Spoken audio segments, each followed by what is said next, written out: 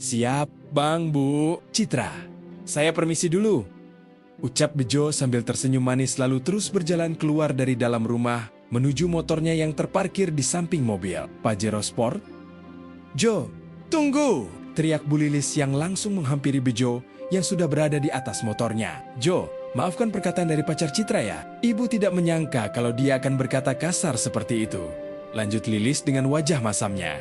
Lilis tidak menyangka kalau pacar anaknya akan begitu sombong dan langsung merendahkan Bejo di hadapannya. Tidak apa-apa kok, Bu. Santai saja. Lagian bukan hanya baru kali ini ada orang yang merendahkan saya. Balas Bejo santai. Sekali lagi ibu minta maaf, Jo. Ibu berharap apa yang Andi katakan tidak akan mempengaruhi hubungan kita. Ucap Lilis dengan wajah serius. Lilis tentu saja tidak ingin hubungan baiknya dengan Bejo hancur. Apalagi dia sekarang merasa semakin dekat dengan Bejo. Tentu saja tidak akan, Bu. Saya tunggu kesempatan untuk bisa berdua lagi bersama ibu. Kalau begitu saya permisi dulu, Bu. Balas Bejo santai. Terima kasih, Jo. Ibu janji akan memberikan yang terbaik untukmu. Dan ini bayaran kamu untuk membersihkan rumput liar di sini. Ujar Lilis sambil menyerahkan 2 buah uang pecahan 100.000. Terima kasih, Bu. Sudah dikasih pekerjaan ringan dan dibayar lagi.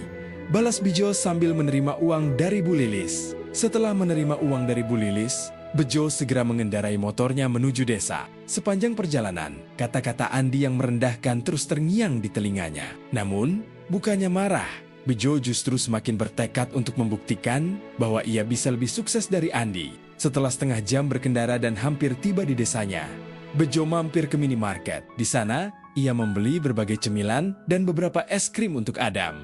Karena ia tahu betul bahwa Adam sangat menyukai es krim. Setelah selesai berbelanja, Bejo melanjutkan perjalanan ke desanya. Wajah Bejo langsung berbinar saat memasuki halaman rumahnya. Karena ia melihat 2 wanita cantik sedang mengobrol di teras. Sambil mengawasi seorang anak berusia 5 tahun yang asyik bermain mobil-mobilan, Adam, Om Bejo, bawa cemilan dan es krim. Mau? Tanya Bejo setelah turun dari motornya dan mendekati 2 wanita cantik yang tersenyum manis kepadanya. Mau, saya suka yang rasa durian.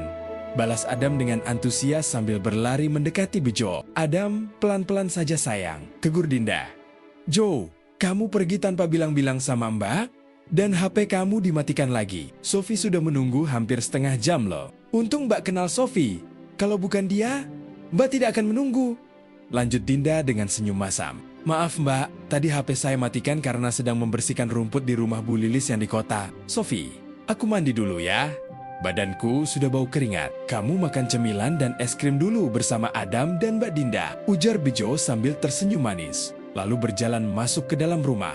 Sofi dan Dinda hanya tersenyum sambil menggelengkan kepala mereka melihat Bejo yang langsung masuk ke dalam rumahnya. Padahal mereka sudah menunggu kedatangannya cukup lama. Dasar Bejo, dia pilih wanita cantik saja langsung membersihkan diri.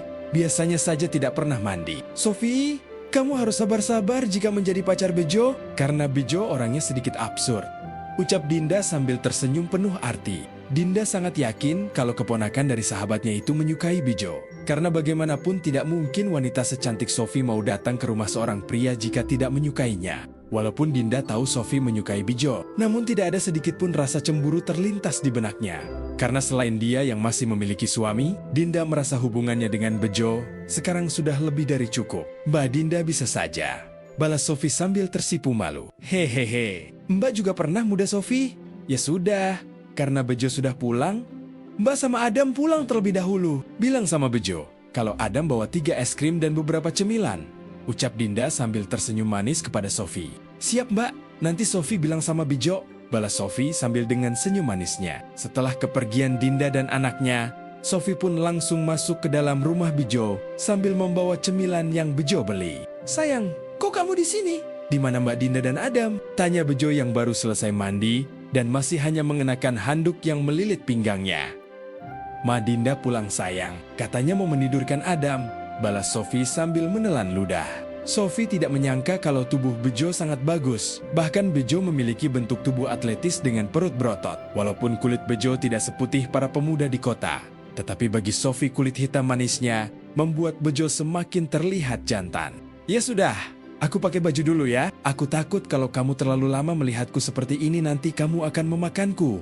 Ucap Bejo sambil tersenyum penuh arti, lalu memasuki kamarnya. Sophie hanya bisa tersenyum mendengar perkataan dari Bijo. Namun dia juga mengakui kalau dia hampir tidak bisa menahan diri melihat tubuh maco dari kekasihnya.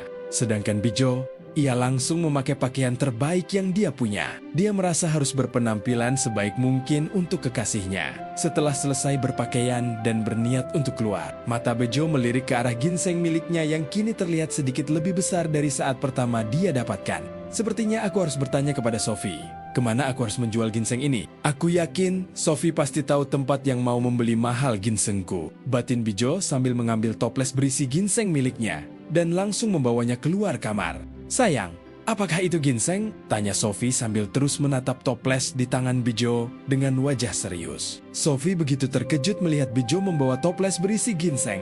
Dia tidak menyangka kalau kekasihnya memiliki ginseng yang sangat berharga, apalagi hanya dalam sekali lihat. Sophie langsung menyadari kalau ginseng di tangan Bijo merupakan ginseng liar yang berusia cukup tua. Hal itu dapat dia lihat dari struktur akar dan besarnya ginseng yang ada di dalam toples. Sayang, dari mana kamu mendapatkan ginseng liar ini? Ini kalau dijual harganya sangat mahal. Apalagi sepertinya ginseng ini berusia sekitar 100 tahun. Tanya Sophie dengan antusias. Ini peninggalan nenekku. Nenek dulu pernah berpesan agar menjualnya hanya saat aku sedang membutuhkan uang. Selama ini, aku tidak menjualnya karena bingung mau dijual kemana, sedangkan aku tidak tahu sama sekali tentang harga ginseng ini. Balas Bijo dengan senyum lebar menghiasi wajahnya. Lalu duduk di samping Sophie. Baca cerita selengkapnya di aplikasi Max Novel.